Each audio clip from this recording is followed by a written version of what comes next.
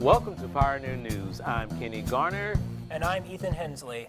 The state's report card on schools is out, and it shows overall less than 37% of students in all grades overall met or exceeded standards in English language arts. Less than 31% in all grades overall met or exceeded math standards.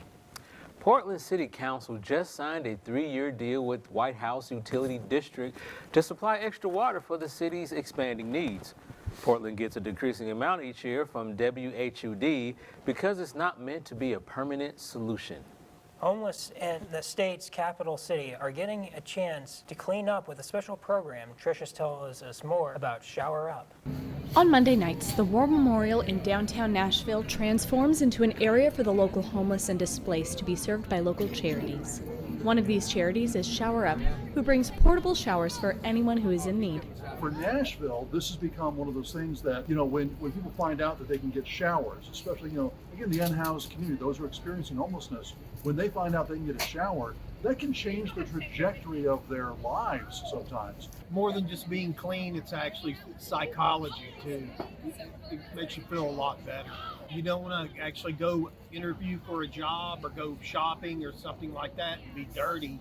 Individuals that we talk to, oftentimes they will come out and they will say, I feel human again. And for us, that means everything, because we're trying to build and ignite dignity and hope in people's lives. We're trying to help them to remember who they are and remember that, they matter, that they're seen and they're valued. And so we really hope that that's communicated. And for the individuals, that's what really matters. We're very deliberate about making sure that we say we don't clean up after anybody. If I clean up after somebody, that's undignified for them and for me. If I prepare the space for this next person that goes in, that's an act of love. That says you mean something, you're valuable, you're worth it. So that's a distinction that we make. So we don't have shower cleaners, we have shower prep crew. Well, there's a number of ways you can be involved with Shower Up. Because we are a charity, you can make a donation to us. We really survive because of the support of individuals, people who just care about making sure that people can have grace, hope, and love in their lives. You can also volunteer with us. You can go to our Amazon wish list, see some of those needs. You can select them, buy them, and they get shipped to us. It's just a couple of clicks. It's so easy. If you feel the need to donate to Shower Up this holiday season, one of the most needed items is Underwear, there you go. For Pioneer News, this is Tricia Sherrick. Need to take your mind off your studies for a couple of hours? Well, Seth says head to the library.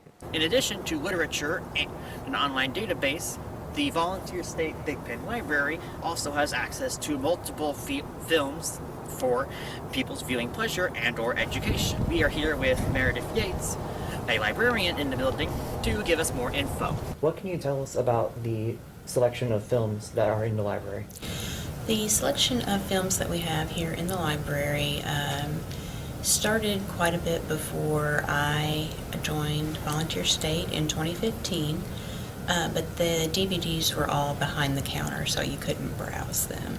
So in about the end of 2015, we decided that we wanted to make a browsing collection available where students and patrons could browse the material in person instead of online in the catalog. So we pulled out most of the films differentiating from the educational DVDs. Some kind of overlap. And then we also purchased quite a few films to start the browsing collection.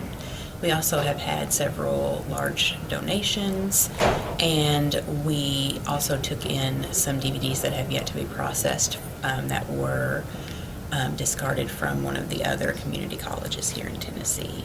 I see. We also take suggestions from students who have suggestions, would like to see either a specific title or some kind of genre more represented. And then also in our film collection, we have the films that are viewed in the film class. And usually those, when they're a current film, are kept behind the desk as a reserve item. And then once they are no longer on reserve, they go into the browsing collection. Like when they don't need to be used for the class. Right, when they're not. And then if it is used for a class again, we'll just pull it from the browsing collection, put it back on reserve, so it can go back and forth. What would you say is the overall purpose for these films? What do you think this benefits students with? I think it's twofold, really. First is just to provide some kind of leisure activity for students. You know, some students like to read and do that in their pastime, and others like to watch films or do something that way, something in the media type. Yeah, different way of viewing media. Right. Maybe the next great film you see will be the one created on campus. Jade checks in with a Fall State filmmaker. Joshua, tell us a little bit about this film. Yeah, so the one is like a blind dating scenario gone wrong.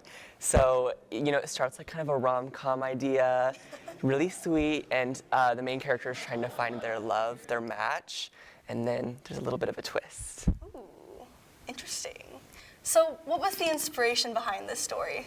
So the inspiration behind this story is whenever I've seen like blind dating stuff in like media and movies and whatever, it's always been like heterosexual, and it's usually like, you know, the guys are sitting down and the girls move, or like vice versa. And so with this story, I wanted to write it so that like we didn't really talk about it and just everyone kind of matched with everyone, and it wasn't really spoken about. Yes. And so I also, when I wrote the script, because I'm non-binary, so I use they, them pronouns, and when I wrote the script, I wrote it with they, them pronouns entirely, so that like anyone could audition for any role. Yeah. And so that was just really important to me in the writing process. That is a very good idea, and it probably made the selection process a little bit easier too, because you weren't looking for a specific gender or a specific like look for anything. It was just whoever you thought was going to be good in that role was going to fit. I like that. So what do you think has been the most challenging part of the production thus far?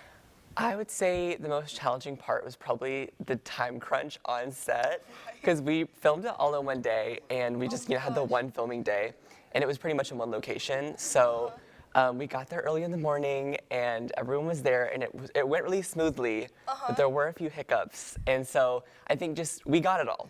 It all got there, but it was a journey, to say the least. That's awesome. So when could students here at Vol State expect to see the final product of the film? Yeah, I would say in the coming weeks for sure. I'll be posting it probably on my YouTube channel.